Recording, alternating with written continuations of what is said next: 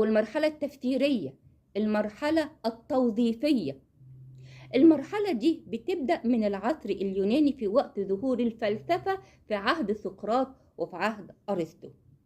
في المرحلة دي بنسميها مرحلة التوظيف. ليه؟ أو التساؤل، إني أنا بتساءل عن الطبيعة، بحاول إن أنا أفهمها، بحاول إن أفهم ظواهر الكون. عشان كده أنا بسميها مرحلة إيه؟ التساؤل.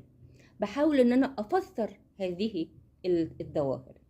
في المرحلة دي رأى أرسطو أن الإنسان هو سيد الأرض وهو وارثها، وكل ما هو موجود من كائنات حية هو خاضع للإنسان، وقيمة كل كائن من الكائنات الحية بتتوقف على مدى خدمته لهذا الإنسان، فالإنسان هو وريث هذه الأرض. يبقى دي المرحلة التفسيرية أو المرحلة التوظيفية أو مرحلة التساؤل أو مرحلة التفسير والتوظيف.